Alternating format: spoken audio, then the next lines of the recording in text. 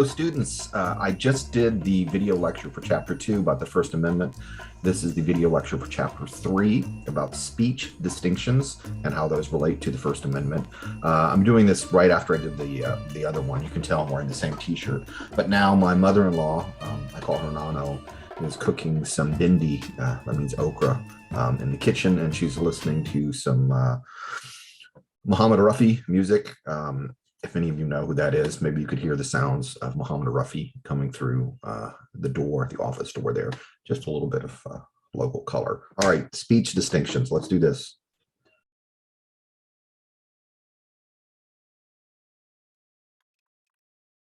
Speech distinctions for JMS 494. As I mentioned in the last lecture, political speech receives the most protection. Advertising, commercial speech receives some protection. Fighting words, libel, obscenity receive no protection. Hate speech is kind of a gray area. It does have some protection, actually, and some offensive speech has protection as well. All right. Speech that promises imminent harm has no protection. I'll try and parse through some of this. The court has adopted several tests over time to protect or to punish disruptive speech, and the border between protected and unprotected speech is not fixed. And sometimes you may even question the decisions that the court has made, but that border is always changing. First up, we have Schenck v. United States, going all the way back to 1919. Schenck was distributing some leaflets urging, I think he was a socialist, urging men to resist the draft. And the courts found that his speech was creating a clear and present danger. So it was not covered by the First Amendment. Okay, that was called the clear and present danger test. Then many years later, or some decades later, we have Brandenburg v. Ohio. And this one, a Klansman, the guy's literally a Klansman, is discussing a march on Washington, D.C., and he said some things that were pretty hideous. But the courts actually found that his speech was protected, and they created something called the imminent lawless action test. Imminent lawless action, that words need to advocate immediate violence. Okay, and he was not advocating immediate violence, and he was also not talking about any one specific individual, just rather entire groups of individuals. That, you know, these people, we should do this to these people.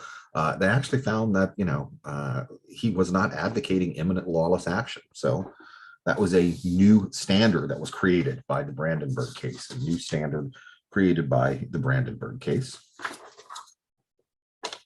Now, this one is kind of questionable, but yeah, the courts actually came up with this decision here in this case called Snyder v. Phelps. If you're not familiar with the Westboro Baptist Church, you probably should be, at least for the purpose of this little example here. They like to go to churches and funerals and have some signs. You know, they're very, very extreme, I would say, in their religious views. And the Westboro Baptist Church was actually protesting at the funeral of a Marine who was killed in Iraq. You know, very tragic. They're protesting, claiming that the Lord was punishing the United States. You see this billboard right there. A guy says, "Thank God for dead soldiers." They claim that the United States is being punished because we're too tolerant of homosexuality and marijuana, and therefore, you know, we deserve all these things that are happening. And at first, Snyder's father sued for emotional distress. This was obviously very troubling. You have the funeral for your deceased son, and you have people out there screaming at you. He was awarded $5 million, but then on appeal, the Supreme Court actually found for Westboro's right to protest. They said Westboro had a right to protest. I'm looking at some notes here, and Justice Roberts said that the speech touched on matters of public concern, and matters of public concern cannot be restricted simply because they are upsetting or they arouse contempt. And then the court also said that the content of the Westboro signs did not target Snyder specifically, but rather targeted entire groups of people and dealt with questions of political and moral conduct. I don't know. I don't know if I agree with that. I don't know if I agree with that, but that's it. That's okay. That is what the courts found. Now, there is something called the right to vent anger. Okay. This explains how the First Amendment protects people's right to vent, maybe blow off some steam. There's a case, this is in the textbook, Robert Cohen, 19-year-old, wanted to express, a lot of these cases deal with the Vietnam War, wanted to express his opposition to the Vietnam War. So he wears a jacket that says stop the war and also F the draft. I think you know what I'm talking about, F the draft. And he's wearing this inside a Los Angeles County courthouse. Wow, for a 19-year-old guy, that's, you know, he got some nerve to do that.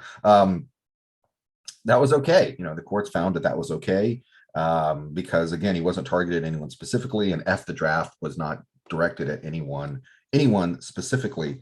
However, fighting words are not protected by the First Amendment if they are directed at an individual and are intended to cause immediate harm or trigger some violent response. Now, I think what is a fighting word and what is not a fighting word is a matter of great subjectivity, okay? I could say something pretty hideous to someone and someone could say, hey, you're trying to pick a fight. And then I could say, well, that doesn't meet technically the definition of fighting words. So just know that fighting words are not protected, but I think we could debate as to what is a fighting word and what is not a fighting word. Hate speech is, I think we know it when we hear it, is obviously very, very, very offensive. But the courts have actually found that rules to limit that type of speech are often unconstitutional. Okay. Hate speech is not a legal term. I'm reading from my notes here. Not a legal term. It is commonly understood to involve name calling, slurs, things of that nature that demean others on the basis of identity. Hate speech as a category of speech includes name calling, pointed criticism based on race, color, gender, ethnicity, religion, national origin, disability, intellect, or something of that nature. It's not actually a legal term. I think we know it when we hear it, but it's not actually a legal term. So hate speech is not illegal. It is not illegal. Fighting words are illegal, could get in trouble, but hate speech is not. And the courts have found, you know, when people try to come out with rules against this type of speech, those restrictions are unconstitutional themselves. The textbook has a section called Intimidation and Threats. Now, if something is a true threat, it is not protected by the First Amendment. I repeat, if something is a true threat, it is not protected by the First Amendment. But what exactly is a true threat? Therein lies the challenge. Page 109 of the textbook lists 3 criteria. These are tests, 3 criteria that must be met for something to be identified as a true threat. But even within this test, there's some ambiguity. There's a very famous case. It is mentioned in the textbook, Alanis v. United States. This gentleman, last name Alanis, wrote some really certainly seems like threatening and violent rap lyrics. He said it was a form of therapy that he was using to sort of vent anger that he had about his ex-wife. The ex-wife perceived these to be a threat, and there was ongoing legal decisions and legal arguments with some courts ruling one way, some courts ruling the other way. And here we have a case, individual named Jamal Knox, a rap artist who did a remake. Essentially, this is a remake of a very, very famous rap song by NWA, F the Police. He does a version of that. I'm looking at the textbook. He does a version of that, but he actually names 2 Pittsburgh police officers by name and ends with the phrase, "Let's kill these cops because they don't do us no good." He was charged with making a threat. Many individuals, including, there's a photo here in the textbook of Chance the rapper, said that this is just all part of rap music. This was his rap persona. This is just sort of like what goes on in rap music, and that it was not a true threat. The courts found that it was, in fact, a true threat. I'm going to go out on a limb. You know, I'm not a legal scholar, but I'm going to go out on a limb here and said that, you know, he probably would have been okay if he just stuck to a straight remake of F the Police. I think putting in the individual names of specific police officers certainly seems like a threat. Now we have symbolic speech. This is also discussed in the textbook.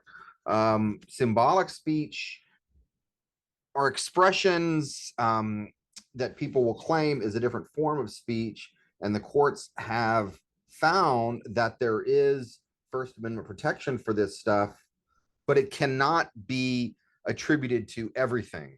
The courts have said that you can't call everything symbolic speech. I'm just throwing out an idea here, but maybe growing the grass on your front yard, refusing to cut it, may not be a symbolic speech. Wearing an armband is a form of symbolic speech. And then we have this highly, highly controversial issue of flag burning. Is flag burning protected? And offensive as it is, in Texas v. Johnson, the courts found that yes, it is protected. It is protected. So as offensive as it may be, you can burn the flag. Now the courts and the police may come up with certain time, place, manner restrictions, like can't burn a flag in the middle of a classroom or in the middle of a courtroom or something like that. But just in general, in essence, burning a flag is protected by the First Amendment. Now, this is a question that has been around. I mean, I'm a media studies professor. This is one of the perennial questions in the discipline. Do media incite harm? Do media trigger people to go out and act out violently? There's a famous case associated with Call of Duty, and I specifically tried to find the oldest image of Call of Duty that I could, because it's a very old court case.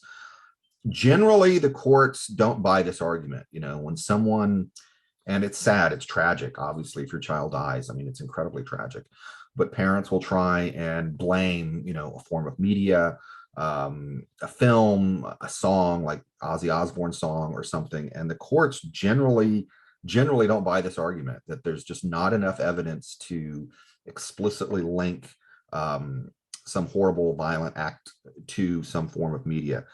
However, there's one case, and this is in the textbook, about Soldier of Fortune.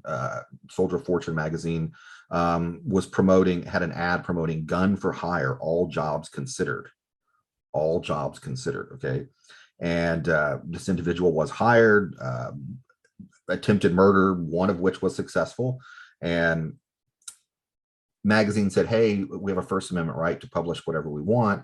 In this case, the courts found that no, you should have known what you were doing. And in this case, yes, the form of media did cause some harm. And the term is proximate cause. Okay, the courts will find that a media publisher, media producer is responsible for someone's violent activity. If there was proximate cause, that's the legal term, like you should have known what was going to happen. A mother sued the manufacturer of Dungeons and Dragons game because their child committed suicide. No, the court said there was not proximate cause here. A teenager commits suicide after listening to the Ozzy Osbourne song Suicide Solution. No, not proximate cause there either. Okay. And there are some other categories of speech that's not protected. There was something called the Sedition Act, actually the Alien and Sedition Act, not long after we had the First Amendment in place. I mean, this goes back, hundreds of years. What do you know? The US government passes a law saying you can't, protest the government or try and, cause a riot or a revolution or something like that. The act was really used to punish anyone who had an unpopular political opinion. And then we have the US Patriot Act after the horrible tragedy of 2001. And this was put in place for issues of national security, and we have to keep surveillance on different foreigners, and we have to surveil Americans who are communicating with people outside the United States. I think this was a bit of an overreaction. I think I'm just going to go out and say this, that, maybe there were some area of legitimate concern, but I think it's just a blanket excuse used to surveil people and to lock people up. And we call this the chilling effect. Okay, the chilling effect. You don't necessarily have to punish someone, but if you punish one or two people, in a very high profile case, then suddenly everyone else is going to clamp up, you know, tone down what they say because of the chilling effect. All right, that's it. I'm pretty sure this lecture is shorter than the last one. Looks like chapter 2 is probably the longest lecture that I'll do. Chapter 3, this one was a little bit shorter. Anyway, that wraps it up. We're going to go on in the next module to, I guess it's chapter 4. We're going to start talking about libel.